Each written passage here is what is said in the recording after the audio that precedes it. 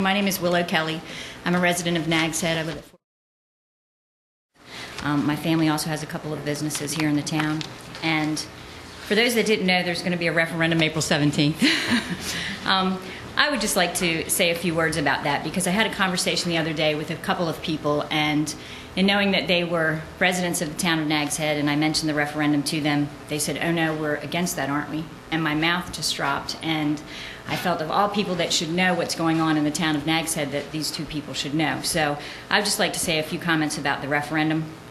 I ran across a quote, and it kind of fit here, that in following this for the past year and knowing what happened with the sales tax referendum and knowing that Nags Head is taking the lead and doing something for their community, for their town, you are charged with protecting the citizens, with looking out for their best interests, with looking out for what's in the best interest of the town as a whole. And in knowing that this did not pass countywide to have a beach nourishment project, that you are taking upon yourselves to look out for the best interests of Nags Head and moving forward with this referendum. Beach nourishment is very important to this town.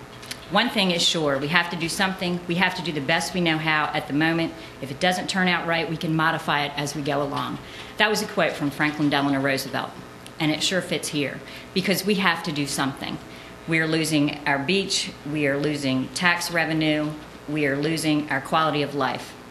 This referendum that is going to be held on April 17th for the approval of a $24 million bond to pay for an emergency beach nourishment project is critical to our livelihood, to, again, our quality of life, to everyone that lives in Nags Head, also to everyone on the Outer Banks. Because when houses start falling in, when we lose a hotel and it's pictured on CNN, it will be all of the Outer Banks, not just Nags Head. So the Currituck Outer Banks, Corolla, Duck, Southern Shores, Kitty Hawk, Kill Devil Hills, Manio, Hatteras, better pay attention to what's going on and talk about what's going on here. The average cost to a homeowner, as it's already been researched on the west side of 1243 and NC 12, is about $300 a year. $1,500 for 5 years to contribute to helping your neighbor, to helping people keep their jobs, to help people keep coming here, to help keeping our tax base low. An average oceanfront owner's investment in the project would be approximately $4,500 a year. About $20-some thousand, $25,000. I talked to someone who has an oceanfront property. They said that their taxes, they estimated, would be about $29,000 for the 5 years. That is a very low amount to protect their investment and also to ensure that people continue to keep coming here.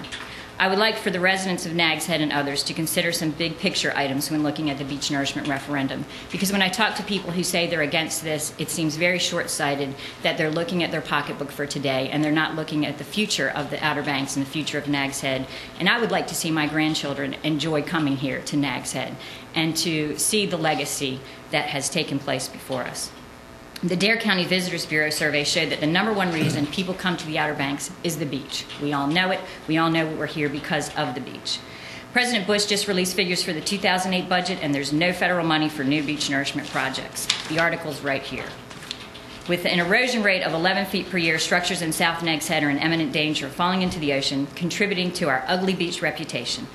Carolyn McCormick has already stated publicly that she's gotten some complaints from visitors that the beach is not what we market it as. It's not the way they thought it would be. They won't be coming back. And as we all know, it is a whole lot harder to find that first-time visitor than to get that visitor to keep coming back here. So the extra marketing dollars that would have to go in, and also the recovery marketing efforts that would have to go in once we start having houses shown on CNN falling into the water, it's going to cost us more. It's worth taking a look at South Nags Head personally and seeing what's going on there. A lot of people, even in the town of Nags Head, don't even know what's going on there. With every home lost, the land and tax base is gone forever. The town is basically shrinking. If you can't see that, you know, have the opportunity to have somebody take you up in an airplane and look at what's going on here. Consider the economic impact of just one oceanfront house and the effect it has on our taxes and local jobs, not just in Nags Head, but Dare County-wide. With every house lost, the level of service has to decrease or taxes need to be increased to make up the difference. If almost 45% of the tax base in Nags Head comes from oceanfront properties, I mean, just, you can do the math. In Kitty Hawk, the first line of stable natural vegetation that determines CAMA setbacks is across NC 12. This means that no new structures or reconstruction can take place on the oceanfront, and even now impacts what can and can't be done on the beach road. I just attended a meeting in Kitty Hawk Monday night. They were talking about a sand push. You had 2 commissioners adamantly opposed to it. And in recognizing that they already have issues with their public beach accesses, I mean, I think in the future they're going to have to look at whether or not they're going to be doing something with their beaches or close their public accesses. When the beach project is completed, the beach will be considered an engineered beach and meets FEMA guidelines. If a hurricane hits our area and is declared a disaster by the President, FEMA will fund replacing the sand on an engineered beach. We would be eligible for those funds. FEMA is currently funding the replacement of sand lost in Emerald Isle. This is an investment. If you take this for 5 years and pay for the beach nourishment project, if something else hits, we can get help. If we don't do anything, we don't get any help. It just keeps going away. Beach nourishment projects have been successfully completed in many coastal communities and are currently being considered from Maine to Texas. Every day for the past year, I'd say, I have put on my little alert for email, beach nourishment. These are articles, or actually there's several articles listed here just on beach nourishment news items in the last couple months from communities, like I said, from Massachusetts to Texas. Everybody says they want it and that it's needed. The only obstacle is how to pay for it. I congratulate you for not sitting back and looking for a handout. The Town of Nags Head has recognized that no funding from the federal state level is in sight, and it's up to the town to take care of this critical need. As I've already said, we're all here and can live here year-round in one way or another because of the beach. The services any of our towns or the county provide is due in large part, of course, to the beach.